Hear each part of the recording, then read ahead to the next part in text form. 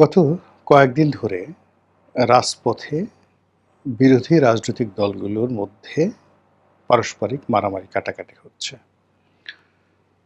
ছাত্রদলের সঙ্গে ছাত্র শিবিরের কিংবা বিএনপির দুটো গ্রুপের অথবা অন্যান্য যে ছোট রাজনৈতিক দলগুলো রয়েছে যাদেরকে কেউ কেউ আওয়ামী লীগ বলে ট্যাগ দিচ্ছে, তাদের সঙ্গে বৈষম্য বিরোধী কিংবা জুলাই যোদ্ধা কিংবা এনসিপি তাদের অসংখ্য সংঘর্ষের ঘটনা ঘটে চলেছে।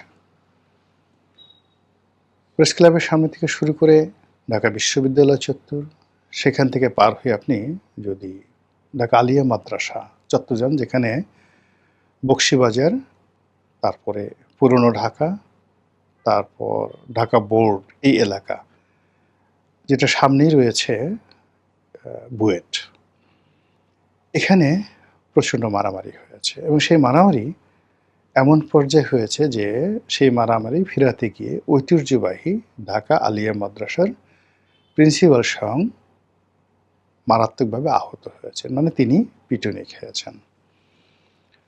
আমরা প্রচলিত ভাষায় সাধারণত যেটিকে বলি কুত্তা পিটুনি। তো কুকুরকে পিটাতে আসলে আমি ওইভাবে নিজে কখনো দেখিনি। আমার জীবনে আসলে কখনো পাগলা কুকুরও দেখা হয়নি। আমরা কুকুর পুষি না, গ্রামে যে নেড়ি কুকুরগুলো আছে, আমি সবসময় ছোটোকালে বা আমার মহল্লাতে আমি দেখেছি এগুলো কখনো ডিস্টার্বিং না। আমি দীর্ঘদিন ঢাকা কলেজের সেই নাইম রোডে থেকেছি। ওই নাইম রোডের মধ্যে মানে ৩-৪টি গ্রুপ ছিল কুকুরদের। একটা গ্রুপ ঢাকা কলেজের মধ্যে থাকতো ১০-১২ জন, ১০-১২টা কুকুর। আরেকটা নাইমের ভেতরে থাকতো একটা গ্রুপ। আরেকটা গ্রুপ থাকতো হলো আমাদের বাসার সামনে। আর একটা গ্রুপ হলো ওই উন্মুক্ত বিশ্ববিদ্যালয়ের সামনে। উন্মুক্ত বিশ্ববিদ্যালয়ের সামনে ঢাকা কলেজের মধ্যে একটা গ্রুপ, নাইমের মধ্যে একটা গ্রুপ, আর আমাদের মহল্লার ৪টে কুকুরের গ্রুপ ছিল। এক একটা গ্রুপে ৪টা, ৫টা, ৬টা করে কুকুর। তো এরা মানে কি করতো, প্রথমত যখন কাজ থাকতো না, নিজেরা মারামারি করতো। নিজেরা মারামারি করতো এবং মারামারির ঘেউটাই বেশি। এক গ্রুপ আরেক গ্রুপকে তাড়া দিত, ভেস্কি দিত, এই গ্রুপ। এবং এগুলো নিয়ে সাধারণত কী নিয়ে তাদের ঝগড়াঝাঁটি হতো এটা বোঝা যায় না।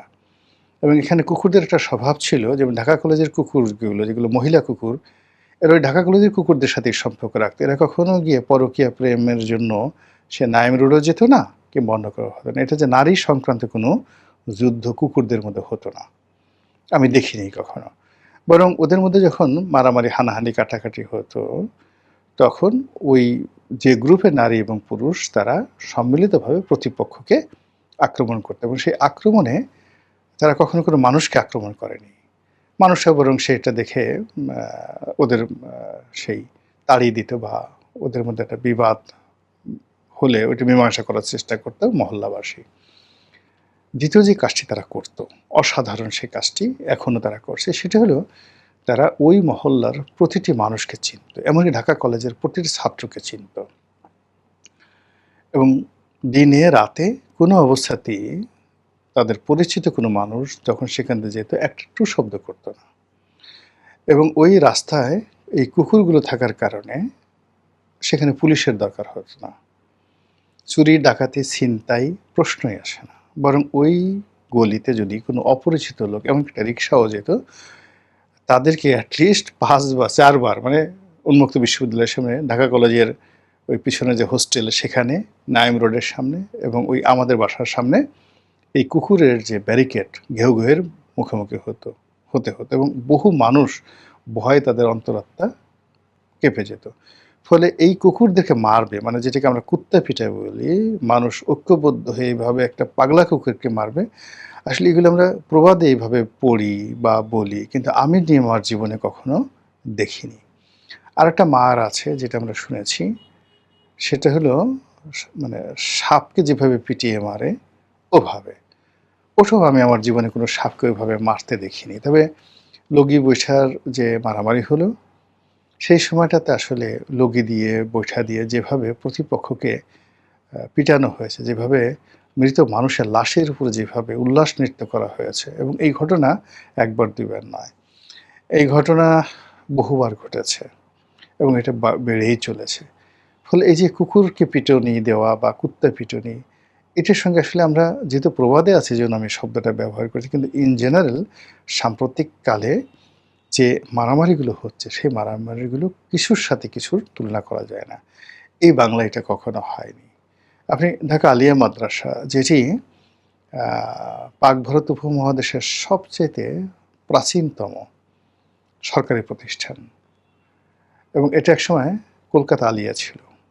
যখন দেশ ভাগ হলো, তখন কলকাতা আলিয়ার একটা অংশ ঢাকা আলিয়া হিসেবে ঢাকাতে স্থাপিত হলো, এবং ওখানে যে বইপত্র আছে, প্রাচীন বইপত্র, এত প্রাচীন বইপত্র ঢাকা আলিয়াতে যা আছে, এটা ঢাকা বিশ্ববিদ্যালয়তে নেই, কিংবা আমাদের জাতীয় গ্রন্থ কেন্দ্রে নেই, ন্যাশনাল লাইব্রেরিতেও নেই, ন্যাশনাল আর্কাইভেও নেই, যেটা ঢাকা আলিয়া মাদ্রাসাতে আছে।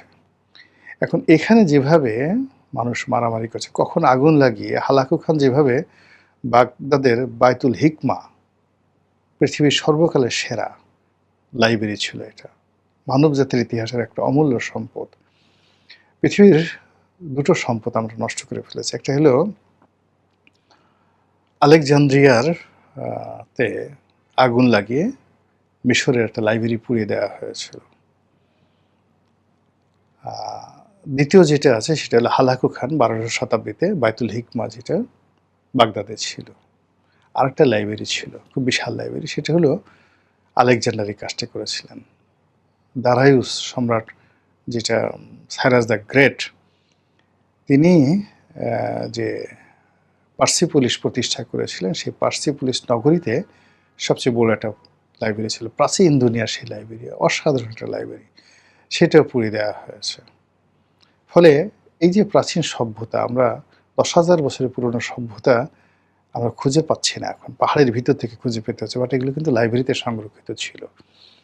তো আলেকজান্ডারের জামানাতে বড় লাইব্রেরি ছিল, সেই লাইব্রেরি পুড়িয়ে দেওয়া হয়েছে। বা হারুন আর রশিদ, খলিফা আল মামুন থেকে শুরু করে মধ্যযুগের যত কালেকশন, সেগুলো পুড়িয়ে দেওয়া হয়েছে। আজকে যে ব্রিটিশ লাইব্রেরি আমরা বলি, বা ফ্রান্সের যে লাইব্রেরি বলি, এর চাইতে বায়তুল হিকমা অনেক অনেক এনরিচ ছিল, সেই লাইব্রেরিগুলো আমরা নষ্ট করে ফেলেছি।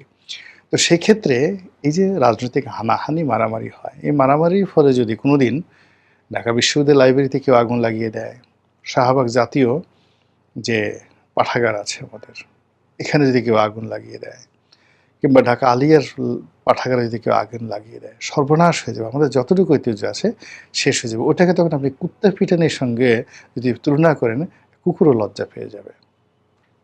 এই সময়টাতে যেভাবে বিশ্ববিদ্যালয় ক্যাম্পাসগুলোতে পরস্পরের বিরুদ্ধে মারামারি করেছে, এর মধ্যে একটা মারামারি শান্তা ফারজানা নামের এক ভদ্রমহিলা, সেই ভদ্রমহিলাকে সেই জুলাই যোদ্ধা যে কোনো কারণে তিনি রাগ সামলাতে পারেননি, তো সে ভদ্রমহিলার সাথে ঝগড়া করতে করতে গিয়ে কয়েকদিন আগে তাকে আচ্ছা মতো চল বসিয়ে দিয়েছে।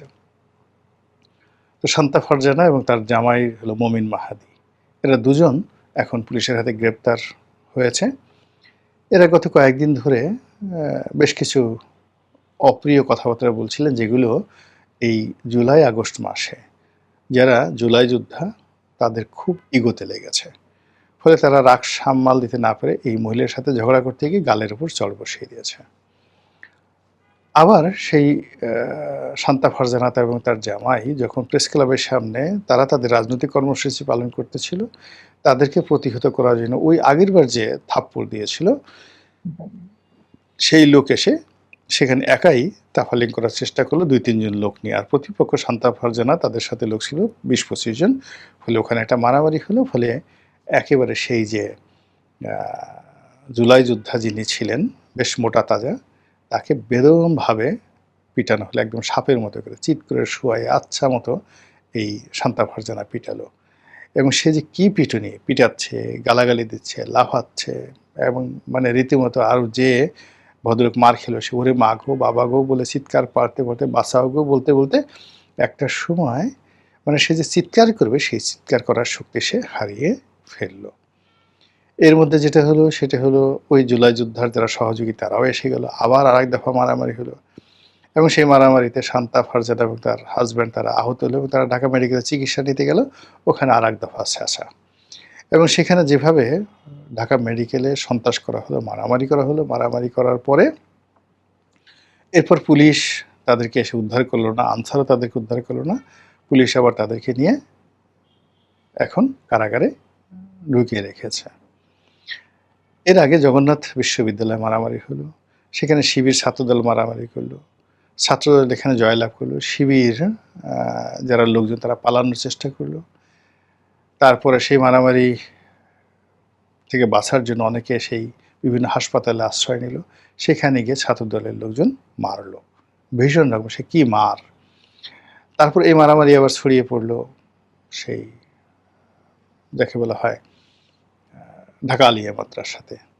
সেখানে যুবদল নেতা নয়ন মানে সেই নিজের দলের যারা লোকজন তাদেরকে অর্গানাইজ করার জন্য তিনি লাঠি হাতে হেলমেট মাথায় দিয়ে মানে রীতিমতো যুদ্ধের বেশে সেখানে উপস্থিত হয়ে তিনি সেই লড়াইয়ের নেতৃত্ব দিলেন এবং সেখানে বিজয়ী হলেন। আবার অন্যদিকে এই যে ঢাকাতে যে জগন্নাথে এবং আলিয়াতে যে মারামারিগুলো হলো, এই মারামারির ধারাবাহিকতায় দুটো ঘটনা ঘটলো। ঢাকার বাইরে যে মারামারিটা প্রথম শুরু হয়েছিল রোকিয়া বিশ্ববিদ্যালয় রংপুর, আবু সাইদ যে বিশ্ববিদ্যালয়ে পড়াশোনা করতেন, সেখানে শিবির ছাত্রদলের লোকদেরকে পিটিয়ে ক্যাম্পাস থেকে পিটিয়ে বের করে দিল। কিন্তু ঢাকাতে যখন জগন্নাথ এবং আলিয়াতে ছাত্রদল সফল হলো, তখন ওখানকার ছাত্রদলটা রিঅর্গানাইজ হয়ে আবার ক্যাম্পাসের দখল নিল এবং ছাত্রদলকে সেখান থেকে বের করে দিল, ছাত্র শিবিরকে বের করে দিল। এই যখন অবস্থা হলো, ঠিক সেই সময়টাতে আবার রাজশাহী বিশ্ববিদ্যালয় উত্তেজিত দেখা দিল। এটা 4 তারিখের ঘটনা, আগস্ট মাসের 4 তারিখের ঘটনা। একদিকে ছাত্রদল মিছিল করছে, অন্যদিকে শিবির মিছিল করছে এবং যে কোনো সময় সংঘর্ষ হলে রাজশাহীতে রক্তের বন্যা বয়ে যেত। এর কারণ ওখানে শিবির জামাতের প্রচুর শক্তিমত্তা রয়েছে শহরে এবং শহরের বাইরে। তো ওখানে যদি ছাত্রলীগ আবার শিবিরের সাথে মিশে যায় বা ছাত্রদলের সাথে মিশে যায়, তাহলে ওখানে রক্ত গঙ্গা বয়ে যাবে। কিন্তু ওটা 5 তারিখ অনুযায়ী আজকে সারাদিনে ওটা স্টপ ছিল। এর মধ্যে আবার 4 তারিখে বরিশাল বিশ্ববিদ্যালয়ে 5 তারিখে বোধহয় মারামারি হয়েছে, বরিশাল বিশ্ববিদ্যালয়ে মারামারি হয়েছে ছাত্র শিবিরের মধ্যে আর ছাত্র দলের মধ্যে। এখন এই মারামারি যদি সেই ঢাকা বিশ্ববিদ্যালয়ে এসে শুরু হয়ে যায় বৃহস্পতিবারে, চট্টগ্রাম বিশ্ববিদ্যালয় শুরু হয়, এখানে মানে চট্টগ্রাম বিশ্ববিদ্যালয় এবং ঢাকা বিশ্ববিদ্যালয় এবং জাহাঙ্গীরনগর বিশ্ববিদ্যালয় এই 3টি প্রতিষ্ঠানে যদি এই মানে হানাহানি মারামারি বেড়ে যায়, কেটে যেতে রাজনৈতিক নেতৃবৃন্দ ইচ্ছা করলে এটা দমাতে পারবেন না। এর কারণ হলো আমাদের এই তারুণ্য মানে এটা বাঁধ ভাঙা জোয়ারের মতো। একবার যদি বাঁধ ভেঙে যায় তাদেরকে আর আটকানো যায় না। যখন আটকানো যেত, যে টাইম লিমিট ছিল, টাইম ফ্রেম ছিল, সেটা সরকার বা রাজনৈতিক দলগুলো তারা চেষ্টা করেনি। এর ফলে কী হলো, সমস্ত রাজনৈতিক যারা পক্ষ বিপক্ষ তাদের মধ্যে হানাহানি ছড়িয়ে পড়েছে। এর আগে মানে এই যে মারামারি যে বললাম, এটা হলো আগস্ট মাসের 3 তারিখ, 4 তারিখ এবং 5 তারিখ। এর আগে এনসিপির যখন পদযাত্রা হচ্ছিল, মারামারি হলো হবিগঞ্জে, মারামারি হলো গোলাপগঞ্জে, সিলেটের গোলাপগঞ্জে, এবং সেখানে নাসিরউদ্দিন পাটোয়ারি থেকে শুরু করে অন্যান্য নেতৃবৃন্দ যারা আছেন, সার্জিস সহ বেদম মারের শিকার হলেন। তার প্রেক্ষিতে আবার এই যে ছাত্র শিবির এবং ছাত্রদলের মধ্যে এটা শুরু হয়ে গেল। এখন আগামীতে এই যে জুলাই 36 বিপ্লব মানে 36শে জুলাই পার হয়ে গেল, এখন আগস্ট মাসের 6 তারিখ, 7 তারিখ, 8 তারিখ পরবর্তী যে দিনগুলো আছে, সেই দিনগুলোতে যদি রাজনৈতিক দলগুলো ঐক্যবদ্ধ না হয়, তাহলে কি ভয়ঙ্কর পরিস্থিতি তৈরি হতে পারে, যেটা আমরা বঙ্গভবনে দেখেছি। বঙ্গভবনে এখানে যে বিশৃঙ্খলা হয়েছে বাংলাদেশের ইতিহাসে কখনো হয়নি। এখানে পরস্পর বিরোধী দুই পক্ষ তারা বঙ্গভবনে বসে যেভাবে পরস্পরের দিকে তেড়ে আসছে, মারামারি শুরু হয়ে গেছে। বিদেশি যারা ছিলেন, আমন্ত্রিত অতিথি, বিভিন্ন রাষ্ট্রদূত যারা ছিলেন, তারা রীতিমতো সন্ত্রস্ত হয়ে ভয়ে সেখান থেকে হুড়মুড় করে যেভাবে দৌড়ে পালালেন, বঙ্গভবন থেকে পালালেন, সবচেয়ে নিরাপদ জায়গা, সবচেয়ে স্যাক্রেড জায়গা, পবিত্র জায়গা, যেখানে রাষ্ট্রের সবচেয়ে সম্মানিত ব্যক্তি থাকেন রাষ্ট্রপতি রূপে, এবং এখন যিনি আছেন মেজর হাফিজ, বর্ণাঢ্য ব্যক্তিত্বের অধিকারী, পলিটিক্যাল ক্যারিয়ার অধিকারী, যার সঙ্গে একটি গণতান্ত্রিক সরকারের সমর্থন আছে, এবং যিনি একজন নির্বাচিত সংসদ সদস্য, জাতীয় সংসদের স্পিকার, 7 বার 7 টাইমস তিনি মেম্বার অফ পার্লামেন্ট হয়েছেন। তার বাবা এমপি ছিলেন ৪ বার। তো সেই মানুষটি যখন বঙ্গভবনের নেতৃত্বে, তিনি তো শাহাবুদ্দিন চুপ্পু নন কিংবা অন্য কোনো ব্যক্তি নন। একজন একেবারে রণাঙ্গনে বীর মুক্তিযোদ্ধা, বীর প্রতীক। তিনি বাংলাদেশের একজন কৃতি ফুটবলার, ক্যাপ্টেন, জাতীয় দলের ক্যাপ্টেন। মানে মেজর হাফিজ সবকিছু বাদ দেন, একজন ফুটবল প্লেয়ার হিসেবে তার কোটি কোটি ভক্ত দর্শক আছে। তো এইরকম একজন মানুষ বাংলাদেশে যদি আপনি ধরেন রাষ্ট্রপতি পদে এত বর্ণাঢ্য ক্যারিয়ার, ব্যক্তিত্ব, সফলতা, সাহস, শক্তি, এরকম একজন মানুষ যখন রাষ্ট্রপতির চেয়ারে, ঠিক সেই সময়টাতে বঙ্গভবনে যখন এরকম মারামারি হয়, যেখানে মিলিটারি আনডান, সেখানে কি রাষ্ট্রপতির প্রেসিডেন্সিয়াল যে গার্ড রেজিমেন্ট পিজিআর ছিল না, সেখানে কি এসএসএফ ছিল না, পুলিশ ছিল না, সবাই আনডান, যারা বিদেশি কূটনীতিবিদদেরকে প্রোটেকশন দিতে পারল না। ওখানের প্রোটোকল, রাষ্ট্রপতি যারা প্রোটোকলে ছিলেন তারা এই পুরো পরিস্থিতিটা মেনটেন করতে পারলেন না। এখানে এই যে বিভেদগুলো সৃষ্টি হলো, তাহলে বুঝতে হবে যে আমাদের পুরো রাষ্ট্রের মধ্যে, রাষ্ট্র ব্যবস্থার মধ্যে, এমনকি রাষ্ট্রের যে স্পর্শকাতর যে জায়গাগুলো রয়েছে, প্রধানমন্ত্রীর কার্যালয়, তারপর জাতীয় সংসদ, রাষ্ট্রপতির কার্যালয়, সেনা সদর, প্রধান বিচারপতির কার্যালয়, এই জায়গাগুলো তো ভীষণ রকম সেন্সিটিভ। ঢাকা বিশ্ববিদ্যালয়ের ভাইস চ্যান্সেলরের কার্যালয়, জাহাঙ্গীরনগরের ভাইস চ্যান্সেলরের কার্যালয়, মানে এই জায়গাগুলো সম্মান মর্যাদার জায়গা, সেক্রেটারিয়েটের ভিতরে, সচিবালয়ের ভিতরে। তো সেখানে যদি এরকম ঘটনাগুলো ঘটতে থাকে, মানে আগামীতে যে ঘটনাগুলো ঘটবে বা যেগুলো আশঙ্কা করা হচ্ছে, সেই তুলনায় তার সাথে অনেক বড় ঘটনা কিন্তু বঙ্গভবনে ঘটে গেছে, আলটিমেটলি ঘটে গেছে। তো এই পরিস্থিতিতে সরকার কি সফল, সার্থক? তারা কি শেখ হাসিনাকে একেবারে এয়ারপোর্টে ধরেই ফাঁসি কার্যকর করবে, নাকি হ্যান্ডকাপ দিয়ে লোকজন পাঠিয়ে শেখ হাসিনাকে একেবারে শিকল পরিয়ে বাংলাদেশে এনে সেই ফাঁসি রায় কার্যকর করবে?